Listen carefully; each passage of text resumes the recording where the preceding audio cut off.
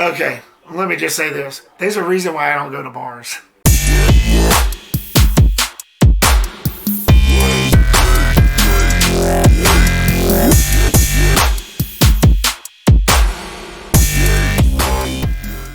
What's going on, guys, and welcome back to the Repster, where movies and entertainment are our reputation.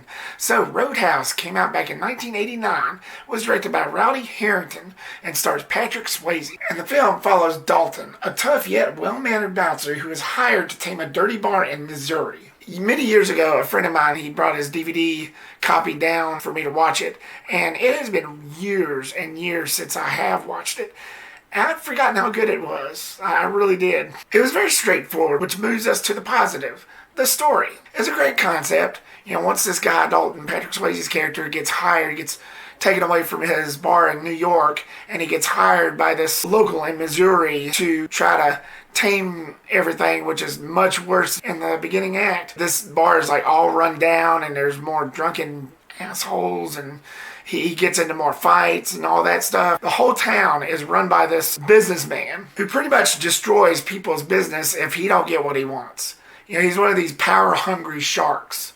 And Dalton, he gets to understand that very quickly. He runs into it's basically a war between the citizens and this guy, and this power-hungry shark businessman. He just makes life very hard on everybody, especially including Dalton.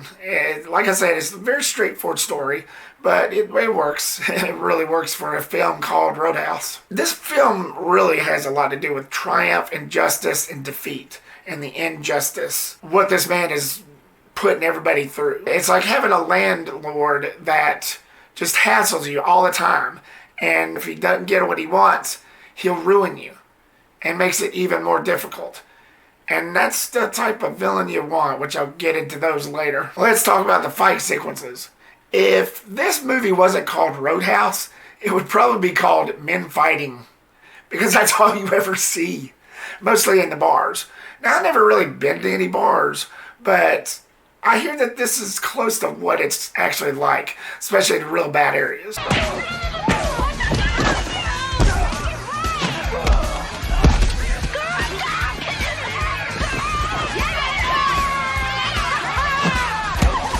You get drunken assailants just beating up on each other and taking glasses to each other, but you pretty much get all that, and you get these fight sequences that's actually real good. I mean, like I said, I've forgotten how good this movie was until I bought the Blu-ray here recently, and I was mesmerized. And like the fight sequences, and it's just all around crazy. It was amazingly well done, especially the first scene when Patrick Swayze's character is forced to fight. You could see the tenseness of what this man is going through. And you can tell that this actor, you know, may he rest in peace, Patrick Swayze, but this actor really knew his stuff. He was trained in martial arts and so many other stuff. I think like boxing was one of them, and wrestling and all this other stuff. And Patrick Swayze definitely knew what he was doing. There's this one scene where everybody's having a good time at the bar, and these guys decide to roll in, and he knew in that moment that someone was getting ready to go down. So he walks up to him. The bar is closed. Well, then what are all these people doing here? Drinking and having a good time. They start swinging at him, and Patrick Swayze's like,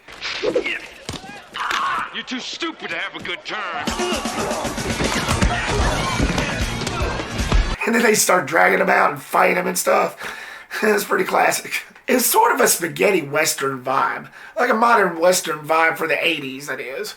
Because like nobody really was making westerns around that time. It's kind of like a western vibe, like a spaghetti western vibe. It's sort of tongue-in-cheek, but it worked. And Patrick Swayze was phenomenal. He's just this tough character that pretty much gets dragged into the middle of this war between this businessman and his thugs and the citizens of this town. He was a bouncer, yes, but he also had a sense about him. He had so much common sense. He was a philosopher. He knew how to handle situations, like real tough situations, while not being dragged down to the level of the other guys. And I really loved the way he handled that. I mean, it really set a precedent for the film, especially in the opening scene after he gets hired in this really rundown bar in Missouri, and he lays it all out, and he just gives it to him straight. All you have to do is follow 3 simple rules. 1, never underestimate your opponent. Expect the unexpected. 2, Take it outside. Never start anything inside the bar unless it's absolutely necessary. And 3, be nice. Be nice. Just be nice. No matter how bad it gets, you gotta be the bigger man. And that's what I got out of that. And you got Sam Elliott, which is another great actor. He plays his friend Wade Garrett, who comes from the other bar that Swayze's character used to work at to help him out. And he fights pretty good too. Though his correlation is more of the boxing style than Swayze's was. Swayze's was more martial arts. Sam Elliott's was more kickboxing style. But it still worked.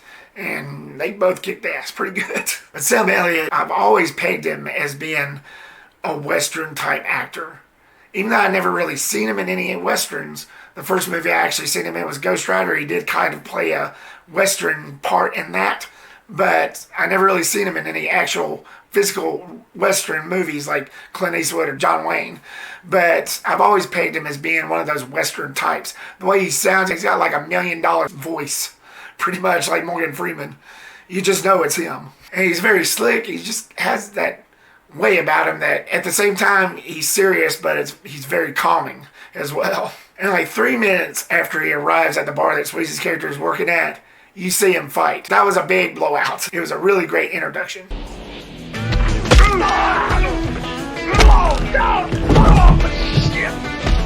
Damn, that hurts, doesn't it? And the villains was on mark.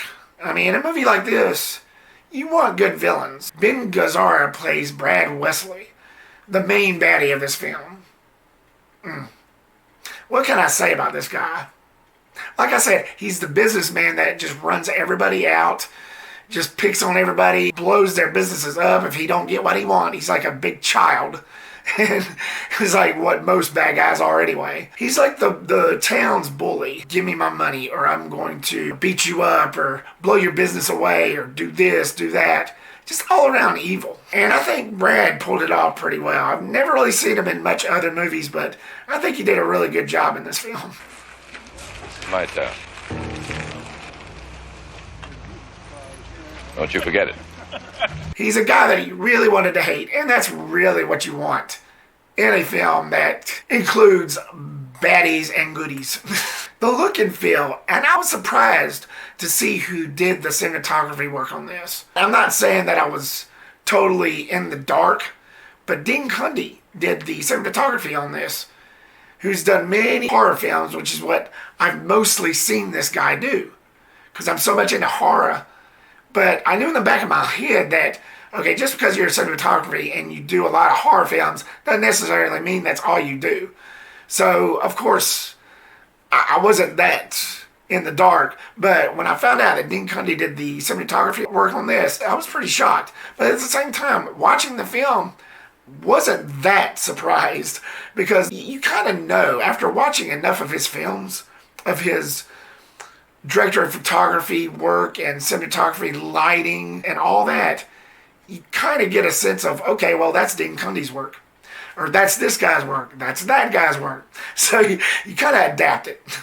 But I think he did a really good job on this. Like I said, he's got a way about him. He did a really good job on the shadowing, the smallest little details, even in the background. That man could do no wrong. This was a low-budget film, but he gave it a high-budget look.